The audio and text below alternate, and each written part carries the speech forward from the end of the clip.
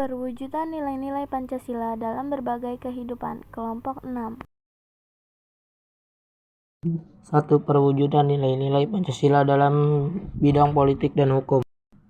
A. Perkembangan bidang politik meliputi persoalan lembaga negara, hak asasi manusia, demokrasi dan hukum. Pembangunan negara Indonesia sebagai negara modern. Salah satunya adalah membangun sistem pemerintahan yang sesuai dengan perkembangan zaman. Pengembangan lembaga negara dapat dilakukan berdasarkan pada lembaga yang sudah ada dalam masyarakat. Menciptakan lembaga baru atau mencontoh lembaga negara lain. Adapun lembaga negara baru sesuai dengan amandemen UUD NRI tahun 1945 adalah DPD, MK, dan KY. B. Menjunjung tinggi hak asasi manusia. HAM berhubungan juga dengan nilai-nilai yang terkandung di dalam Pancasila sebagai dasar negara. Hak asasi manusia lagi dijunjung tinggi meliputi penyimbangan pelaksanaan hak dan kewajiban warga negaranya. Penerapan demokrasi. Sistem demokrasi yang dianut oleh Indonesia adalah demokrasi Pancasila. Artinya, demokrasi ini bertumbuh dari nilai dan tradisi budaya bangsa. Sistem demokrasi yang mengutamakan musyawarah, mufakat, dan kekeluargaan. Demokrasi yang tidak berdasarkan dominasi mayoritas walaupun tirani minoritas. Sistem yang mengutamakan kekeluargaan, bukan sistem yang saling menjatuhkan dan mengutamakan kepentingan individu dan golongan.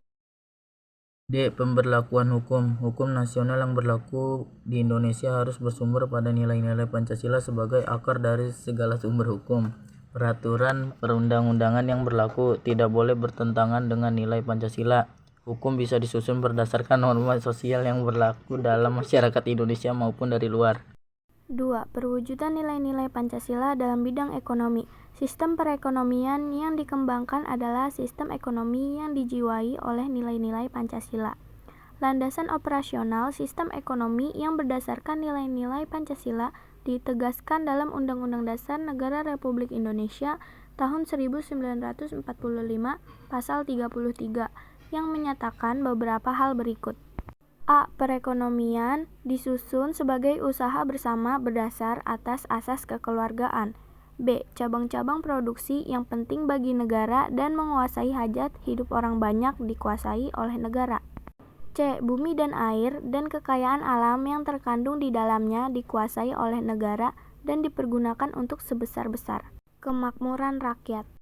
D. Perekonomian nasional diselenggarakan berdasar atas demokrasi ekonomi dengan prinsip kebersamaan, efisiensi, keadilan, berkelanjutan, berwawasan lingkungan, kemandirian, serta dengan menjaga keseimbangan, kemajuan, dan kesatuan ekonomi nasional. Berbagai wujud sistem ekonomi yang sudah ada di dalam masyarakat Indonesia maupun sebagai bentuk pengaruh asing bisa dikembangkan selama sesuai dengan nilai-nilai Pancasila. Saat ini masyarakat sudah mengenal bank, supermarket, mal, bursa saham, perusahaan, dan sebagainya. Semua lembaga perekonomian tadi kita bisa menerima selama masih sejalan dengan nilai-nilai Pancasila. 3. Perwujudan nilai-nilai Pancasila dalam bidang sosial budaya. Tujuan pembangunan nasional adalah terwujudnya masyarakat adil dan makmur berdasarkan Pancasila. Agar perubahan tersebut tetap terarah pada terwujudnya masyarakat berdasarkan Pancasila, sistem nilai sosial dan budaya dalam masyarakat dikembangkan sesuai dengan nilai-nilai Pancasila. Oleh karena itu, proses modernisasi perlu terus dikembangkan. Modernisasi tidak berarti westernisasi, namun lebih diartikan sebagai proses perubahan menuju ke arah kemajuan. 4. Perwujudan nilai-nilai Pancasila dalam bidang pertahanan dan keamanan. Pembangunan dalam bidang pertahanan dan keamanan secara tegas dinyatakan dalam UUD Negara Republik Indonesia tahun 1945 pasal 27 ayat 3 yang menyatakan bahwa pembelaan negara merupakan hak dan kewajiban setiap warga negara.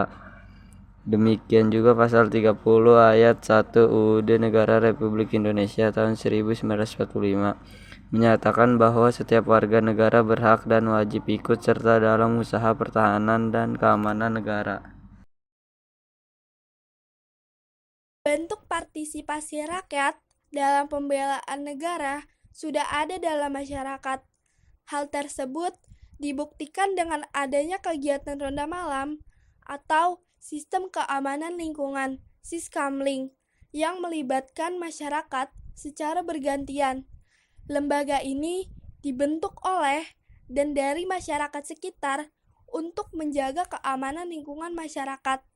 Hal ini termasuk dalam kemampuan memelihara stabilitas pertahanan dan keamanan negara yang dinamis. Demikian beberapa hal yang bisa kami sampaikan pada kesempatan hari ini. Kami mohon maaf yang sebesar-besarnya apabila ada tutur kata maupun tindakan yang kurang berkenan. Dengan ini presentasi hari ini kami tutup. Terima kasih atas perhatiannya. Wassalamualaikum warahmatullahi wabarakatuh.